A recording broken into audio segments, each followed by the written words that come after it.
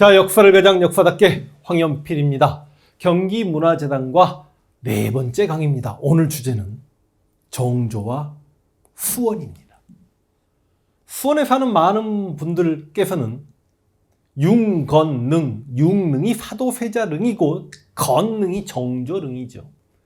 그리고 또 정조와 정약용을 생각해 하는 수원의 그 자랑스러운 화성 세계 문화유산입니다. 그리고 행궁, 누가 뭐라고 해도 수원은 정조의 도시죠. 그 정조 대왕께서 이렇게 수원을 빛내주셔서 감사하다라고 생각들 하십니까? 수원 시민분들께 여쭤보고 싶습니다. 근데 엄밀히 따지면 지금의 수원은 경기도의 도청 소재지이자 지금 제가 이렇게 강의 촬영하고 있는 경기문화재단이 있는 곳이기도 합니다만, 정조대왕이 안 계셨으면 지금 수원이 존재할까요? 수원은 완벽하게 정조가 기획한 도시입니다. 무슨 말이냐? 정조가 수원이라는 도시를 만들어 놓지 않았더라면 여러분이 수원 시민이 아닐 수도 있는 거고 다른 곳에서 살고 계실 수도 있다는 이야기를 한번 해보고 싶은 겁니다. 오늘 정조와 수원 이야기 한번 들어갑니다. 여러분, 아마 조선의 군주 중에 가장 좋아하고 존경하는 군주를 2명 골라라. 1명 골라라 그러면 약간 세종대왕이 더 위대하다. 여기 덜한 말이 좀 조심스럽긴 합니다만 세종의 업적이 굉장하시죠. 그러나 2명 골라라 그러면 보통 세종대왕과 정조. 그런데 인간적으로 애착을 느끼는 군주는 또 정조에게 애착감을 많이 느낀단 말이죠. 왜? 정조의 삶이 드라마틱하잖아요. 11살 나이에 1862년 이모 화변로 그 정조 이산의 아버지 사도세자가 8일간 뒤주에 갇혀서 고통스럽게, 아니 11살짜리 꼬맹이가 자기 아버지가 뒤주에 갇혀서 죽는 그걸 봤다고.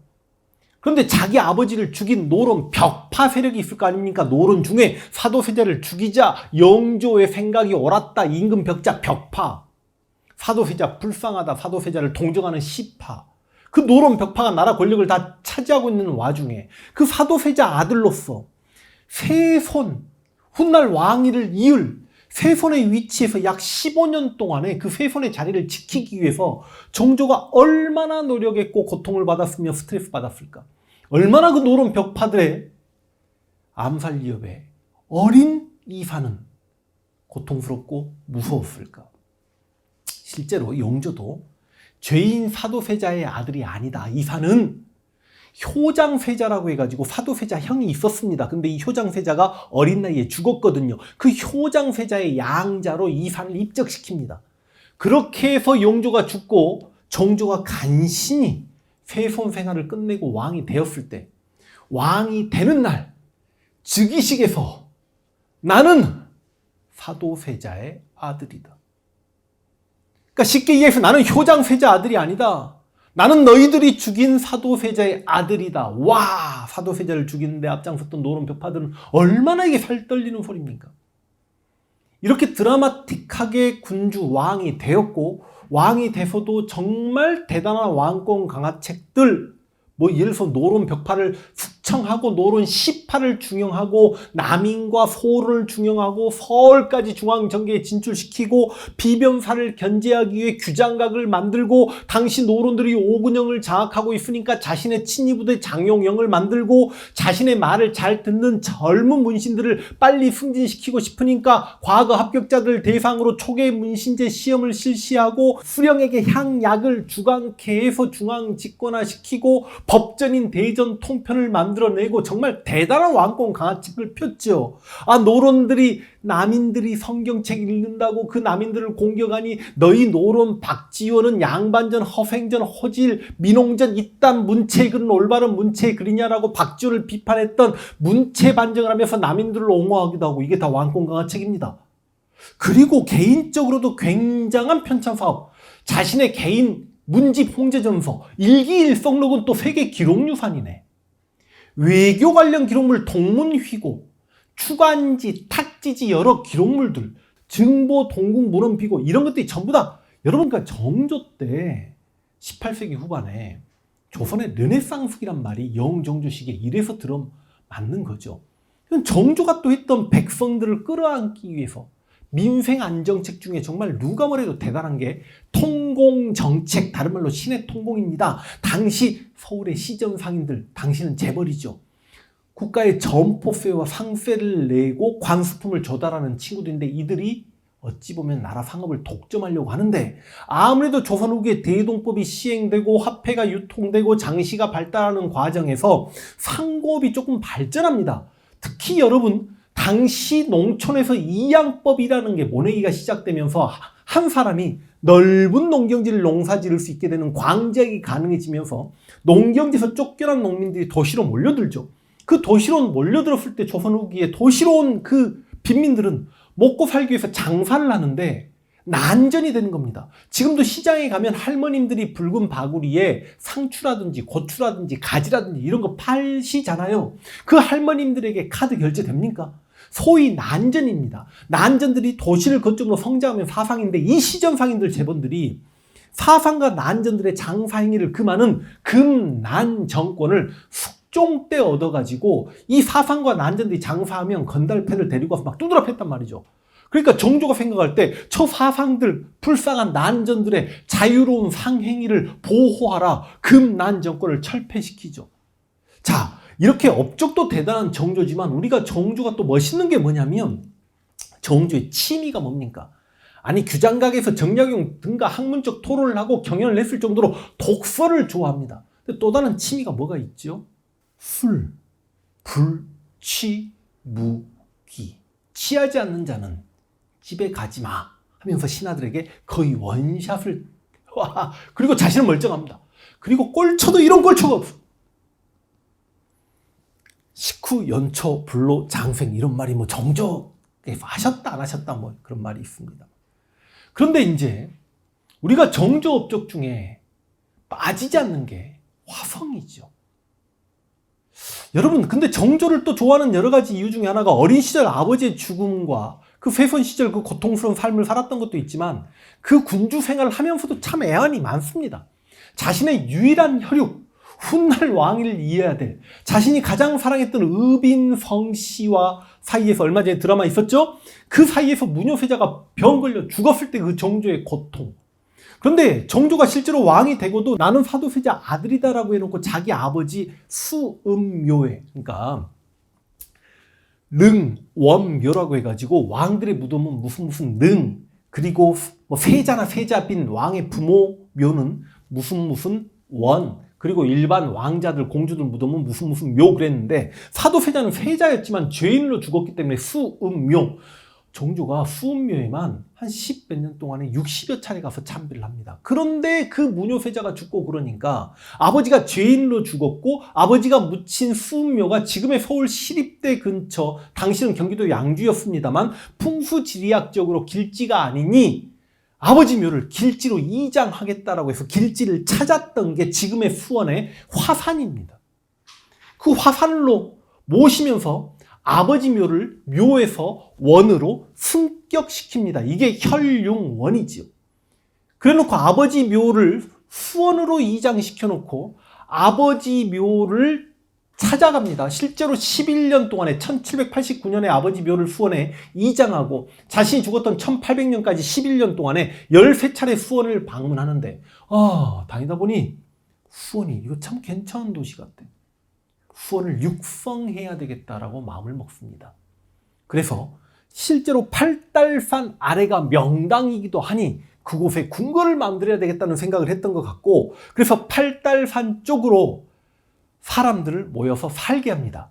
이주 정책을 펴니다. 이주시킨 사람들은 10년간 세금도 받지 않습니다. 실제로 저기 서울에 있는 시전들 데려다가 아예 그쪽에 상점가까지 만들어 보려고 했습니다만 노론들이 막아서 안 됐죠. 그래서 일단 700여 호가 팔달산 아래에 정착하게 됩니다. 사람이 살게 되니까 이곳에 내가 원하는 도시를 한번 꾸며보고 싶다. 근데 조선이라는 나라는 도시가 있으면 그 도시를 에워싸는 읍성이 있지요. 근데 여러분 읍성은 넓게 그 읍성 안에서 많은 사람들이 모여 살아야 되기 때문에 넓게 평지에 만들어지는 성이기 때문에 솔직히 성벽이 높기가 어렵습니다. 간혹 가다가 우리 조선의 읍성과 일본의 그 전국시대의 그 말도 안 되는 성들을 비교하면서 성을 만드는 기술력이 일본이 훨씬 뛰어났네 이런 이야기를 하기도 합니다만, 솔직히 이야기하면 그 일본의 다이묘들의 성은 자신들 집안만을 지키기 위한 성이죠. 근데 조선의 읍성은 그 백성들과 어우러져 살겠다는 읍성입니다. 그런데 외적이 침략했을 때 그 읍성이 외적의 침략을 막아내기는 한계가 있으니 그 위에 산성을 쌓죠. 그러다 보니까 무슨 문제가 발생합니까? 읍성에 살던 주민들이 외적이 침략했을 때 산성으로 가다 보면 그 읍성에 있는 재산들이 전부 다 강탈당하게 되니 외적들에게 이건 문제가 있다. 그래서 산성과 읍성을 통합한 형태의 평산성을 만들고 싶다라고 해서 만들어진 게 수원 화성입니다. 수원 화성은 제가 오늘 화성을 이야기하는 시간이 아니기 때문에 자세히 이야기하지 않겠습니다만 정말 아름답죠. 우리나라 성 중에 이만큼 아름다운 성이 없죠.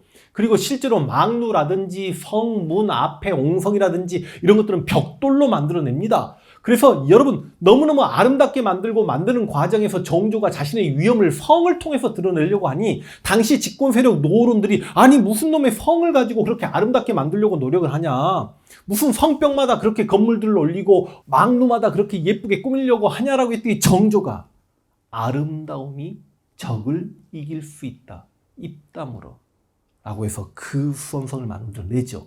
수원성을 만들 때 약 5년에서 10년 정도 공사가 걸리지 않을까라고 했습니다만 정약용이 거중기 등을 개발해내면서 2년 반 만에 공사가 완성이 됐고, 수원 화성이 만들어지기 1년 전에 수원을 유수부로 승격을 시킵니다. 유수부는 실제로 유수라는 나라의 최고 중요 무관이라고 보시면 되겠습니다. 한양을 중심으로 강화도의 유수가 있고 광주의 유수가 있고 개성의 유수가 있고 수원에도 유수부로 승격시켜 놓고 행궁까지 만들었죠. 여러분 실제로 행궁 그러면 왕이 잠깐 거처를 옮기면서 잠을 자는 곳이 행궁인데, 경기도 광주에도 행궁이 있고 뭐 강화도에도 행궁이 있고 원양 온천 있는 곳에도 행궁이 있습니다만 우리나라 행궁 중에 가장 규모가 큰 게 또 수원의 행궁입니다. 여러분 진짜 이거 행궁으로 만들려고 했을까요? 정조께서? 그래서 저는 수원에 있는 행궁도 이름을 정식 궁궐 이름으로 조금 바꿔야 되지 않을까. 600칸이 넘는 굉장히 큰 궁궐이었습니다. 여러분 궁궐을 만들어 놓고 백성들을 이주시켜 놓고 그 백성들의 초가집이 안 예쁘니 기와를 싸게 생산할 수 있도록 해서 기와집으로 만들도록 바꾸고, 화성을 그렇게 멋지게 만들어 놓고 또 이 화성을 만드는 과정을 들여다보면 정말 정조의 애민이 드러나는 게, 성을 만드는 과정에서 백성들이 부역에 끌려가서 노동력 착취당하지 않았냐, 천만의 만만의 말씀입니다. 와 진짜로 부역이라는 게 16세 이상 60세 이하의 자유민 남자들이 국가에 노동력을 부과하는 건데 절대로 그렇게 의무노역을 시키지 않았고 일당을 일일이 주면서 사람들을 모집합니다. 그러다 보니 날이 더우면 야 공사 안 되겠다라고 하지만 일당을 못 받게 되는 노동자들이 아니 우리 일하겠습니다. 겨울에 추우니까 안 되겠다, 일을 쉬어야 되겠다, 아니 우리 추워도 일하겠습니다. 오히려 다치면 치료를 해주고, 그래서 특히 겨울에 일할 때는요 와 그 노동자들에게 털모자를 쓰게 합니다. 조선란 나라에서는 털모자는요 정상품 당상관 이상 거의 정승급이 돼야만 일반 관료도 털모자를 못 씁니다. 그런데 노동자들에게 털모자를 내려줬던 당시 노론들이 그거 얼마나 반대했는지 모릅니다. 그러니까 이 성을 만드는 과정에서도 백성의 애민에 대한 마음이 드러났던 게 정조죠. 그 성을 만들어 놓고 행궁을 만들어 놓고 1895년 을묘년에 자신 어머니와 해경궁 홍씨입니다. 그리고 아버지 사도세자의 회갑년을 그곳에 가서 열어버리죠.